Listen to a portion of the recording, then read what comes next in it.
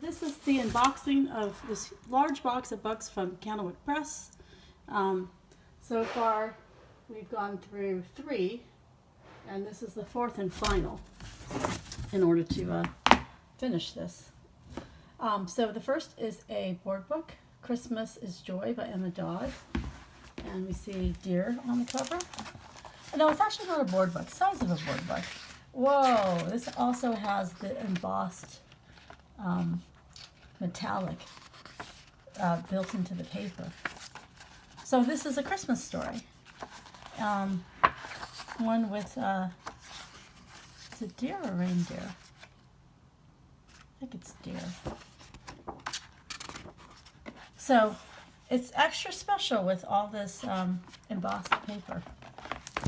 Yeah, so Christmas story, nature with deer and the wild creatures. The next one is this, it's a paperback. So it is a coloring book, or bookish, with more than 40 pages to color and share. But you know what's nice about this coloring book, I'll put my hand here, is that it's quite small. You know, so it's like easy to pack, you know, to bring to outings, like if you're able to go to restaurants and you want kids to be entertained while you're waiting for a table or waiting in the car, because it's not too big. And here, you know, Peter H. Reynolds, I think we're just about, the International Dot Day was recently, and here we have a dot. And so this is kind of a interactive book off his book-ish, and it looks great. For artists of any age, he kind of gives you a little writing prompt, and it's, you know, it's kind of like textured paper, so it's like easy to draw on with markers or with crayons. It's thick enough too, you could even paint, you know, although the paper's pretty thick. Although, you know, whatever it is that you have with you, either at home or on the go. It's, you know, this book is actually even larger than this board book by Lucy Cousins. So it is it's quite a good size, and I don't really see coloring books that size. Little Fish and Friends. Oh, that Little Fish is another series by Lucy Cousins. And this one is a touch and feel with textures, which is great. So all kinds of textures. Yeah, I think babies and toddlers would just love interacting and feeling. Yeah, so that looks fun. The next one is Stink and the Hairy Scary Spider by Megan McDonald, illustrated by Peter H. Reynolds, which is just a reminder, Peter H. Reynolds right here, ish, and the dot. And so, yeah, this is the wildly popular Stink series. And he's a spin-off, right? Because it's his sister was the original series, and yeah, I'm blanking her name, but my niece, that was her favorite series. And so, yeah, just a early chapter book, illustrated. Yeah, this is a popular series, so it's good there's another one coming out. Dot, for Pete's sake.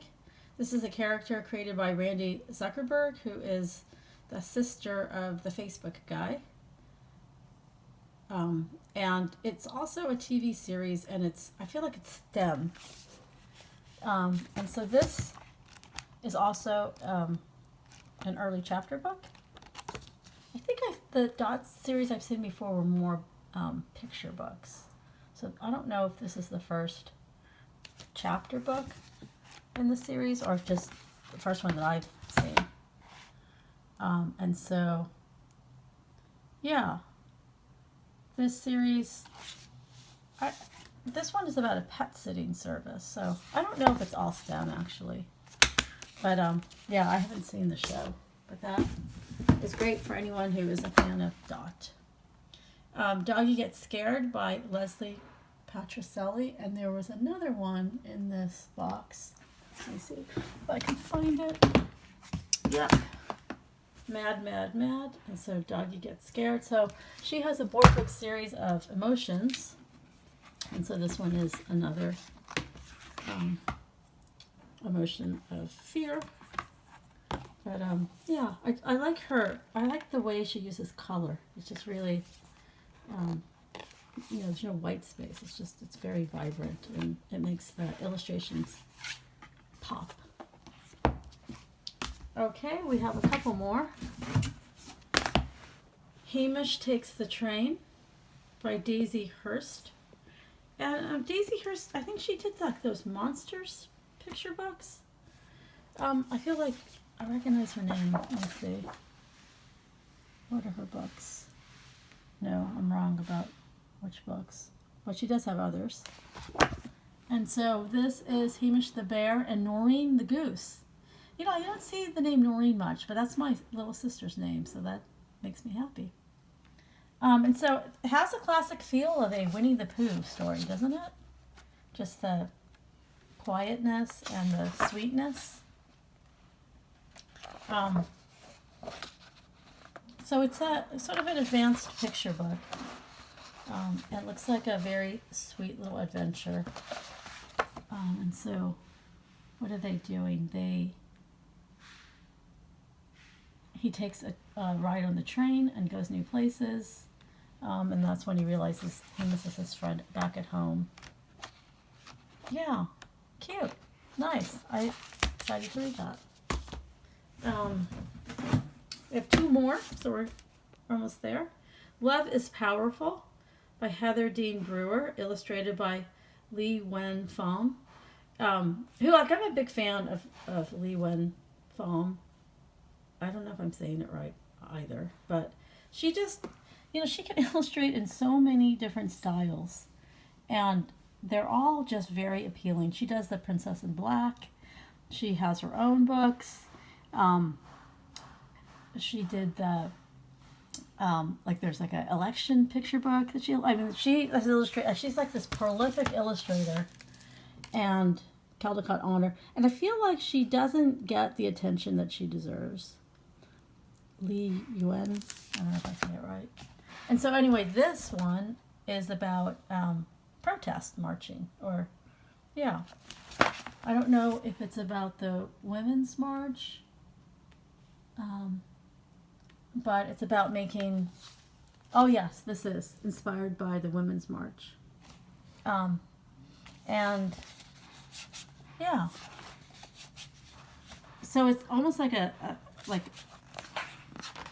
I was going to say, it's almost like there's another story running along the bottom, but I think it's just them looking out and seeing the street.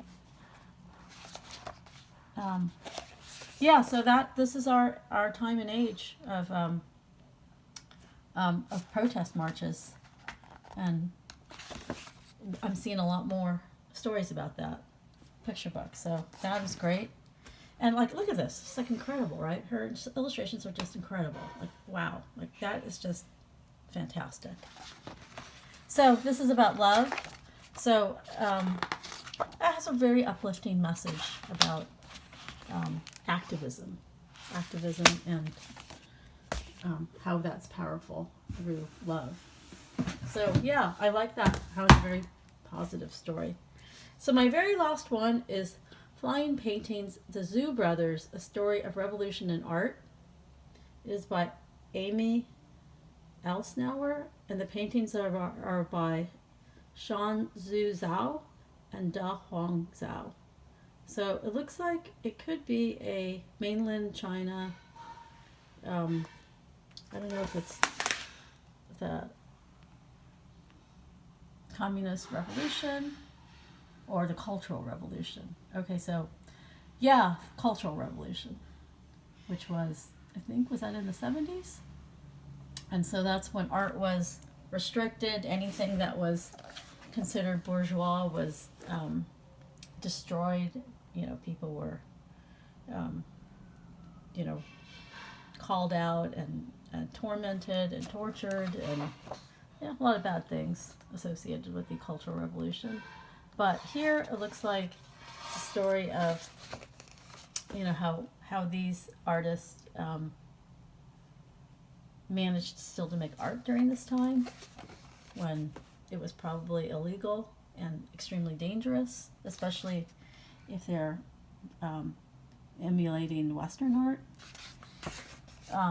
So yeah, looks like a interesting story, and you don't see a lot of Cultural Revolution books, especially picture books, but this is an advanced picture book, and I'll definitely add it to my list. And it's great because it does depict this history that, maybe we don't know as much here. My father's from mainland China, and so he didn't go back, so he wasn't, he was a professor, so he would have been very affected by the Cultural Revolution, but his friends who he was in graduate school did go back, and we went to China in the mid-'80s and talked to some of them, and these were very dark times if you were a American educated PhD in China, which all his friends were STEM, PhD candidates. Okay, great. Can't wait to read this.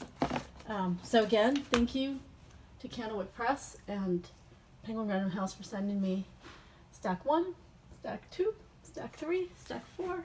So all 4 videos in order to capture this entire box. And I will link all the videos within each video so we can get the whole batch of books out September 2020.